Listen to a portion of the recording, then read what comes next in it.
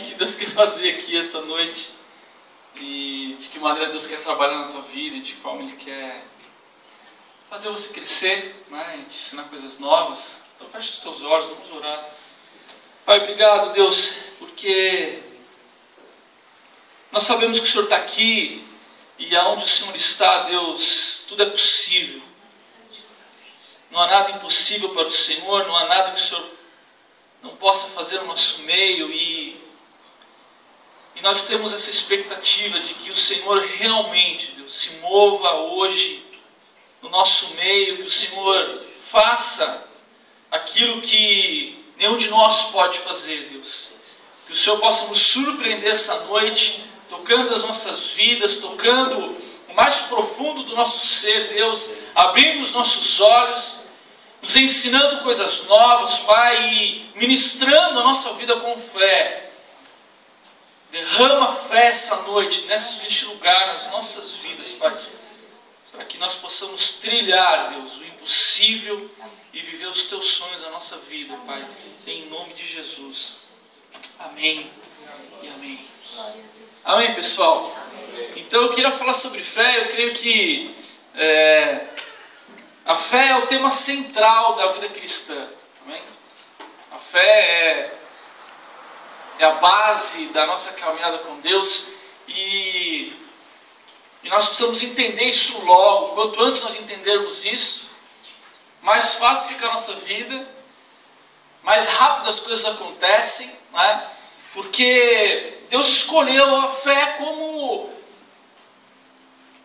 a maneira como a gente vai se relacionar com Ele, né? Um dia eu vou perguntar isso para Ele, né? Talvez você também tenha essa mesma ideia, né? Era isso mesmo? Qual que foi? Qual que ideia era a sua, né? Mas Ele quis assim. E a Bíblia nos fala isso, a Bíblia nos ensina isso. E nós vamos falar um pouco de Hebreus, ali no capítulo 11, que fala a respeito disso e alguns outros textos. Mas o fato é que, se nós queremos andar com Deus, precisamos de fé. Não há outra maneira. Olha para o teu irmão assim e diz para ele: olha, que isso entre logo na tua cabeça, no teu coração. Entenda logo de uma vez. Sem fé é impossível agradar a Deus. Amém? Podia ser diferente, né? Mas não é. Ele podia ter escolhido outras maneiras, mas ele escolheu a fé. E é bom que a gente aprenda logo isso. É uma palavra pequenininha, mas tem um significado enorme, né? É uma palavra pequenininha, mas tem um potencial enorme. E eu me lembro que quando eu comecei a surfar, e a primeira coisa que me ensinaram foi a base, né? Eu já queria entrar no mar, já queria ir lá para trás, as ondas, né? Eu já queria surfar, né? Aquelas ondas que eu vi o pessoal surfando, eu queria fazer manobras, eu queria fazer um monte de coisa. Mas eu entendi, me ensinaram que para eu chegar lá, eu precisava aprender a base, né? Porque em cima dessa base que eu ia desenvolver todo o meu potencial, né? E eu ia poder aprender então a correr as ondas e assim na vida cristã, né? No surf você tem duas bases, com o pé direito atrás, né? Assim você se posiciona na prancha, ou então você se posiciona ao contrário, né? Com a perna esquerda atrás. Essas são as duas bases. E isso não se ensina para as pessoas. Você fala, tem essa e essa. É igual o gato, você joga para cima, na hora que ele cai, né? Ele cai na base. Não fizeram isso comigo, me jogaram para cima, né? Mas é uma coisa natural. Você se sente mais confortável ou numa posição ou em outra. E uma vez que você define a sua base, uma vez que você aprende a sua base, entende a sua base, é em cima dessa base que você vai desenvolver, né? O esporte, o surf no caso. Isso acontece também com o skate e com outros esportes, né? O fato é que, se eu quiser mudar a minha base, né? Se eu quiser pegar uma onda e trocar a minha base, eu não vou conseguir. Porque eu não tenho o mesmo equilíbrio, não é natural para mim, né? Algumas pessoas, alguns surfistas até conseguem, né? profissionais e tal, mas mesmo assim eles conseguem surfar onda, mas muito aquém daquilo que eles podem fazer com a base certa. E eu aprendi isso, eu uso essa figura para ilustrar um pouco da fé cristã, porque existe uma base certa para a nossa vida. Fala para o teu irmão, existe uma base certa para a tua vida. Não dá para mudar. Quer dizer, dá até dá, né? Mas o resultado não é muito agradável, né? Então, eu entendi que se eu quero andar com Deus, a base da minha relação tem que ser a base que Ele estabeleceu, e a base é a fé. Não dá para mudar isso, né? E eu sei que isso não é muito natural para a gente. A fé não é muito natural do ser humano, né? A gente gosta de coisas certas, né? Não é? A gente gosta de respostas para as nossas perguntas. Vocês concordam comigo? Amém. Não é? É muito mais confortável. E a gente gosta dessas coisas, né? Por isso que eu me identifico muito com a história de Tomé. Vocês acham que a maioria aqui deve conhecer, né? Jesus morreu, ressuscitou e de repente ele apareceu para os seus discípulos, né? E Tomé falou assim: peraí, você não morreu, né? O que você está fazendo aqui? E eu acho que os outros discípulos pensaram a mesma coisa, mas só não falaram, né? Por isso que a Bíblia diz que até o tolo, quando se cala, se passa por sábio, né? Porque os outros discípulos ficaram bem na fita, né? E o Tomé que levou a fama, né? Mas Tomé falou: não, né? Que história é essa? Daí Jesus falou: não, vem cá, Tomé, né? Aí a hora que Jesus mostrou as marcas e tal, Tomé creu. Por quê? Porque ele viu. Porque houve resposta para as suas perguntas. E aquilo trouxe segurança para ele, né? E aí ele falou: oi Jesus, tá aí, meu, né? Você voltou e tal. Jesus falou: estou aqui, Tomé. Mas vou dizer uma coisa para você. Bem-aventurado. Jesus não perdia uma também, né? Jesus podia ter abraçado Tomé, vamos trocar uma ideia. Ele fez isso. Mas antes ele falou assim: Tomé, é o seguinte, vou te explicar um negocinho aqui. Feliz, que bem-aventurado é feliz. Quem quer ser feliz aqui? Amém. Se eu não levantar a mão, eu vou orar agora. Amém. Eu não conheço alguém que não quer ser feliz. Você viu que o pessoal levantou a mão rapidinho. Né? Feliz é aquele que crê.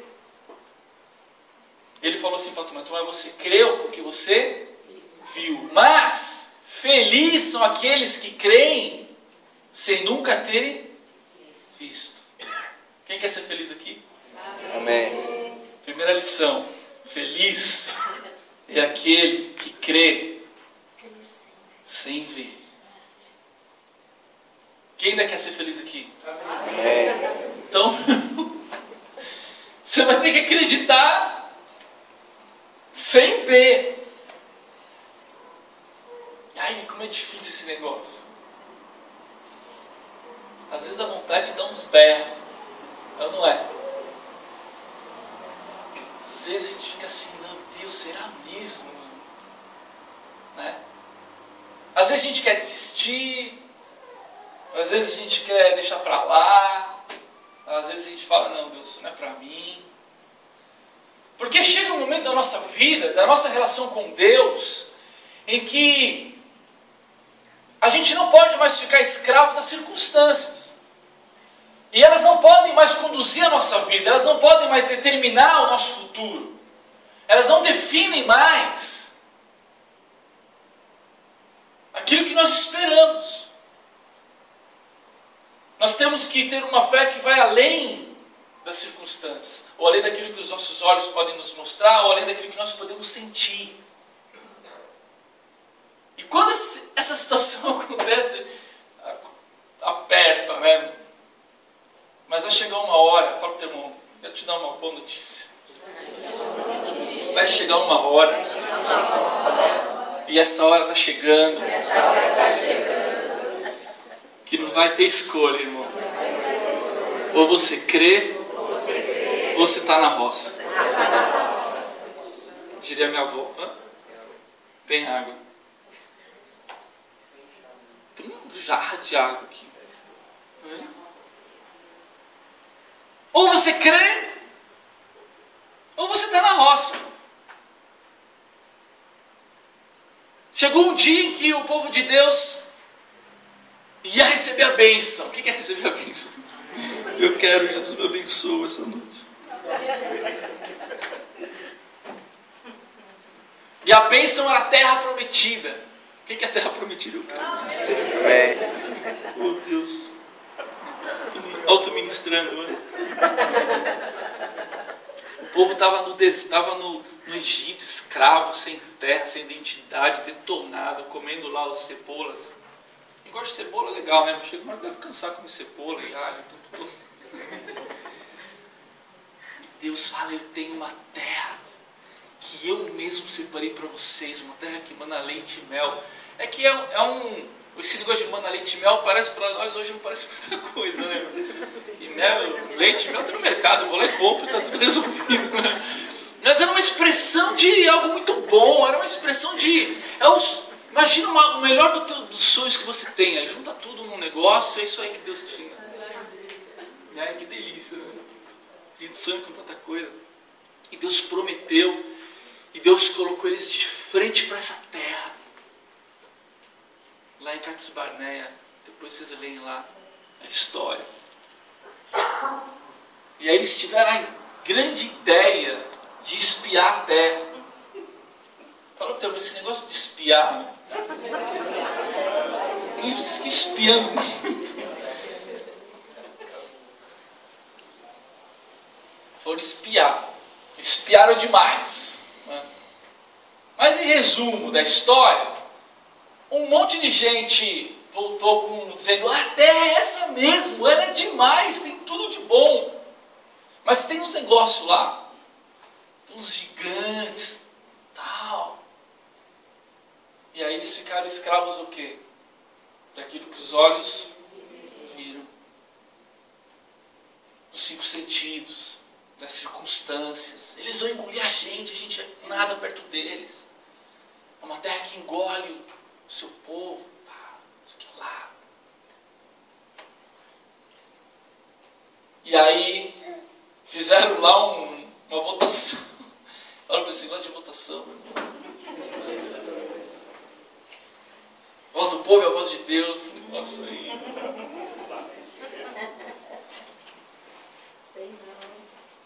Uma pá deles disseram, não dá. Muito complicado esse negócio, a terra é boa, mas veja lá, custo-benefício. A gente é cheio de custo-benefício hoje em dia. Né? Esses negócios de custo-benefício. Mas tiveram 2 caras, Josué e Caleb, que creram. Só 2. E eles vão para cima que Deus vai dar essa terra. E eles começaram a dizer, vamos lá, vamos crer. Mas o povo resolveu ouvir os outros 10 espias. E o que aconteceu? 40 anos de deserto. Meu irmão, quem gosta de deserto aqui? Se levantar a mão, eu vou orar também. Meu irmão, deserto não é lugar bom. É quente de dia, é um frio à noite. Só tem bicho peçonhento. O lugar ruim para viver. Eles foram de um extremo para o outro. Eles foram da terra que mana leite e mel para o deserto. Por causa de uma palavrinha chamada fé. Eles não creram. Sem fé é impossível agradar a Deus. Sem fé é impossível agradar a Deus. O consolo de Josué e Caleb é que Deus falou para eles assim: ó, vocês creram, segura o reggae aí, entendeu? Vocês vão ter que dar um rolezinho no deserto, mas só vocês 2 vão entrar nessa terra. Olha que louco isso. Diz a Bíblia que Josué e Caleb cruzaram o Jordão. Amém? E toda aquela geração pereceu no deserto. Mas aqueles dois caras entraram porque eles agradaram a Deus. E Deus honrou a fé daqueles homens. Amém? Amém. É assim a nossa vida, meu irmão. Da terra prometida para o deserto num piscar de olhos. E a culpa é de Deus? Não é. Ele quer fazer. Ele quer mudar a nossa história. Ele tem prazer. Depois a gente vai entrar um pouco no texto ali. Isso aqui é só uma introdução. Amém? Ele quer fazer. Fala para o teu irmão, Deus quer fazer. Deus quer fazer. Entenda isso. De uma vez por todas. Deus te ama. Deus tem sonhos para você. Deus tem sonhos. Deus tem uma terra prometida para você. Deus tem uma terra prometida para você. Amém? Deus não muda. Amém? Fala assim para ele, o problema não está em Deus. Em Deus. Deus não tem problema. Amém? Para o entendedor, minha palavra basta. Né? O problema está aqui, né? Nessa carcaça corrompida. Eu vi outro dia uma frase na televisão, num canal de esportes radicais lá, que dizia assim: vencer sem risco é triunfar sem glória. Eu falei, nossa, isso aí devia estar na Bíblia. Qual que é o versículo, né? Eu fiquei procurando ver se tinha um versículo, mas não tinha o nome de um cara lá que disse. Eu não lembro o nome dele, um tal de Pierre alguma coisa. Mas olha que verdade isso para a vida cristã. Para nós. Vencer sem risco é triunfar sem glória. Vocês entenderam? E não é uma verdade isso?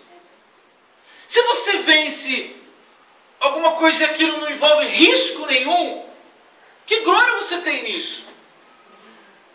Hã? Não tem glória nenhuma. Porque a glória de alguém está em você conquistar algo impossível. É ou não é? Em você alcançar o inesperado. A você romper com aquilo que é normal, aquilo que é humano. Não é? Essas pessoas recebem alguma glória. Porque elas fizeram aquilo que não é normal fazer. Porque aquilo que é normal todo mundo faz. Eu faço, qualquer um que faz. É ou não é? E a fé é isso. Porque, meu irmão, se a gente ler a Bíblia um pouco, a gente vai ver as histórias mais absurdas.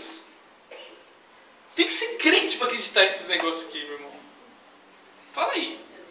Vocês concordam comigo? Vamos ser sinceros. A gente parece um bando de louco.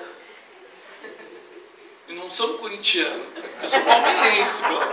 Mas eu faço parte de um bando de louco que crê num negócio chamado Bíblia. E a Bíblia diz que Deus é louco. Está escrito. Não é? Porque a sabedoria de Deus é loucura para esse mundo. E a loucura desse mundo, e a sabedoria desse mundo é loucura para Deus. Andar com Deus nesse mundo é loucura. Então, se você se sente um pouco louco, fala para o teu irmão, você está normal. Entendeu? A gente tem que ser um pouco pirado, meu. A gente tem que ser. Se você quiser ser certinho, você não vai dar certo.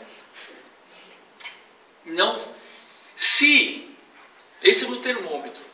Se as pessoas lá fora, você tá bem na fita lá fora, você está mal com Deus.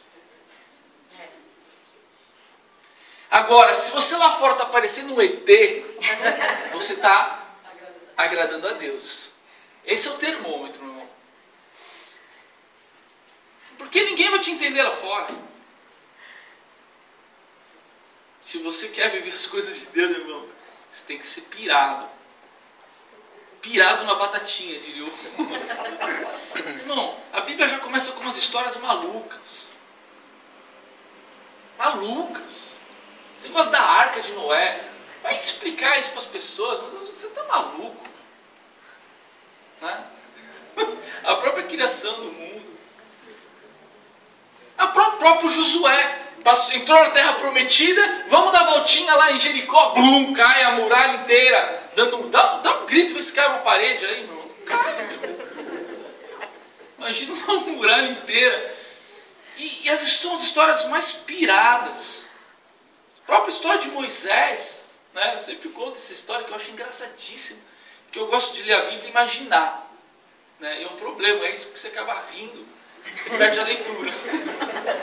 Mas a história de Moisés, ele no deserto, ele dizia que ele estava cuidando do rebanho do seu sogro Jetro, né? Estava pastoreando ali os cordeiros e tal. E né, aquela coisa da ovelha corre para lá, vai para cá. E ele cuidando. E de repente ele disse que ele chegou perto de uma moita.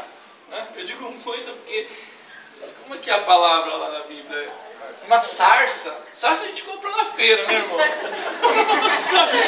Uma sarça. Era uma moita, né, meu irmão? Não é? Era uma bucha, sei lá. E ele chegou ali e aí viu a moita pegando fogo. Até então uma moita pegando fogo, no deserto, combustão natural, sei lá, algumas pessoas explicam isso, né? Agora, e ele olha a moita não se consome. Ela não queima, ela não está sendo fumaça, ela está pegando fogo, ela não está consumindo nada. E aquilo chama a atenção de Moisés. E a Bíblia diz que ele chegou perto para ver o que estava acontecendo. E de repente a moita fala, Moisés, você imagina, mano. Eu ia correr, meu irmão, eu ia parar de correr. Fala aí, galera, está escrito isso na Bíblia. Esse foi o chamado do maior líder que a Bíblia já fez. O maior líder. Olha o chamado de Moisés. Como é que foi, meu irmão? Como é que foi seu chamado, Moisés? Não, estava andando um dia, eu vi uma moita pegando fogo, a moita foi Moisés. Esse cara foi o maior líder que Israel já teve. O cara que abriu o mar. O cara fez assim, prodígios incríveis. Mas ele teve que acreditar numa moita pegando fogo. E além de tudo, já começou que a moita pegou fogo. E que a moita fala. Beleza. E aí, o que ela diz? Além de Moisés, o seguinte: você vai lá para o Egito, vai encarar o faraó e vai dizer para ele que acabou a farra dele, que agora o povo dele vai sair de lá. Era como se a gente fosse lá para os Estados Unidos, não agora na época desse presidente, esse presidente até que é bonzinho, né? Na época do Bush, que era aquela bucha mesmo, dos mísseis, da guerra, né? E você chegasse para o Bush e falasse umas verdades para ele. Seguinte, acabou o teu tempo, entendeu? Era essa a relação, mas eles não era nada, era um pastor no deserto. Já tinha fugido do Egito porque tinha feito uma situação lá, estava com o filme queimado. E ainda teve que encarar o Deus, que falou era Deus. Você tem que ser um pouco louco, meu irmão. Não tem uma proposta decente na Bíblia. Para gente carnal e que não crê, que não é maluco, não tem uma proposta decente na Bíblia.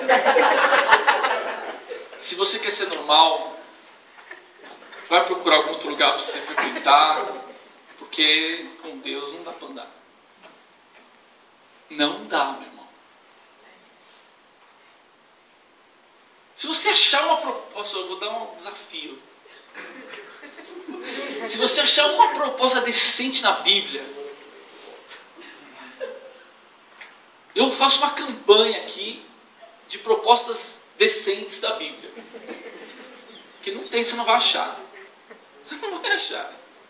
Deus dá um filho para Abraão, depois de toda a luta, já velhinho, até cansado. Deus dá um filho para ele, depois disso, para ele matar o filho. E o cara era tão louco que ia matar mesmo. Foi chamado do pai da fé, Abraão. Abraão, sai da tua terra, deixa a tua parentela, deixa a tua família, deixa tudo que você tem e vai para um lugar que eu vou te mostrar. Que é proposta mais indecente do que essa? Você ia. Seja sincero. Você ia pelo menos dizer para Deus assim, não, Deus, diz aí o lugar pelo menos. Aí eu vou ver o custo-benefício, como é que é a região, né? Vou ver, conhecer os bairros ali, se tem escola, supermercado, né? Como é que é, não é assim? Vocês concordam comigo? A Bíblia diz que Moisés vivia numa cidade murada, Abraão vivia numa cidade murada, num ambiente tranquilo, seguro, com a sua família, ele era próspero. Aí Deus fala para ele assim, deixa tudo, sai fora, e vai para o lugar que eu vou te mostrar. Como assim? Eu não ia. Mas a Bíblia diz que ele creu, e foi. E ele se tornou patriarca de uma nação. Só contamos algumas historinhas, né? Mas tem um monte de histórias assim na Bíblia.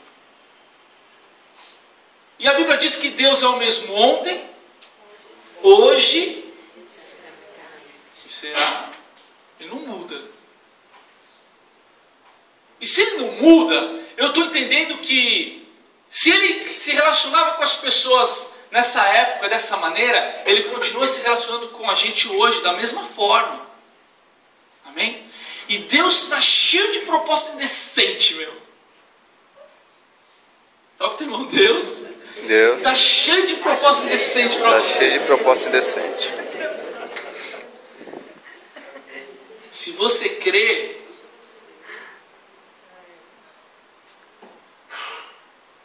você vai viver as coisas mais incríveis que você pode viver nessa vida. E sabe como que a Bíblia chama esses caras? Que creram? Heróis. De anônimos para heróis. De gente normal e ordinária para pessoas extraordinárias. Sabe por quê? Porque creram. Acreditaram. Deram crédito para aquilo que Deus havia proposto para eles. Sabe qual que é o nosso problema, meus irmãos? Que a gente não crê. Não é que Deus não tem planos para a gente. Não é de que Deus não sonha coisas a nosso respeito. Não é de que Deus não preparou nada incrível para a nossa vida. O problema não é esse. O problema é que na hora H a gente amarela. Um português bem objetivo, né, professor Wagner? Direto e reto. Na hora H, a gente engasga. Eu lembro que eu tinha um escortinho que quando acelerava ele engasgava. Né? Engasga, engripa, não anda, não vai. Porque a gente tem vivido um evangelho, um cristianismo teórico. Nós vivemos uma era de religiosidade, de religião e não de vida com Deus. Conhecemos Deus aqui. Temos entendimento de Deus aqui, mas não desce para o Espírito, não desce para o coração. E aí a gente acaba vivendo uma vida que desagrada a Deus. Essa introdução está longa, né, irmão? Vamos para a Bíblia, que continua essa introdução. Daqui a pouco eu concluo na introdução, né, irmãos? Abre lá em Hebreus 11, a gente vai ler um pouco a Bíblia. E é um texto muito conhecido, acho que talvez um texto um dos mais pregados, né? E que a gente conhece muito esse texto, mas ele é muito forte e nos ensina coisas incríveis. Primeiro, que ele nos explica o que é a fé. Que é difícil explicar a fé, né? Eu acredito. Como é que você explica? Difícil explicar, mas a Bíblia ela nos dá nos fala do significado e é muito legal. Diz assim, eu estou lendo na linguagem de hoje, tá? A fé é a certeza de que vamos receber, 11:1.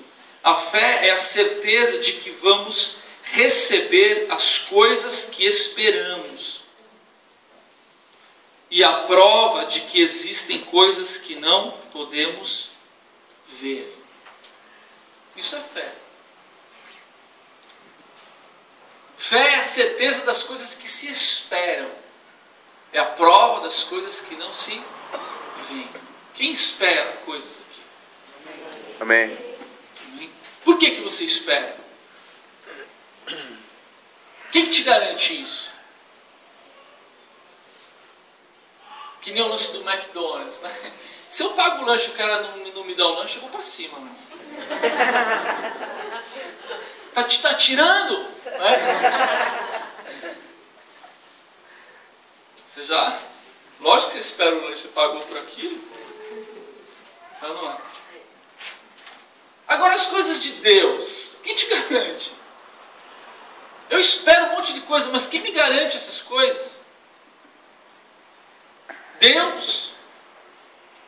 Mas dele não é palpável. Às vezes eu falo para Deus, Deus, desce aqui, mano. Senta do meu lado aqui na minha cama. Troca uma ideia comigo. Né? Mas a gente tem necessidade dessas coisas. Vocês concordam comigo? Amém. A Bíblia diz que Deus falava, né? Assim, face a face. Até a moita, né? Meu Deus, já nasceu uma moita no meu quarto. Brotar uma moita no criado mudo. Não precisava pegar fogo a moita, mas pelo menos fala comigo, diz alguma coisa. Às vezes a gente tem essa necessidade. Porque a gente espera tantas coisas e a gente acredita em tantas coisas e às vezes está tão difícil acreditar. É uma verdade. Amém. Tão difícil crer que amanhã vai ser melhor do que foi hoje. Quem tem desafios essa semana aí? Amém. E aí? Qual vai ser? Temos que crer. Temos que acreditar, porque a fé é a certeza de que vamos receber as coisas que nós esperamos. É a prova das coisas que nós não vemos. Mas por alguma razão a gente acredita nisso.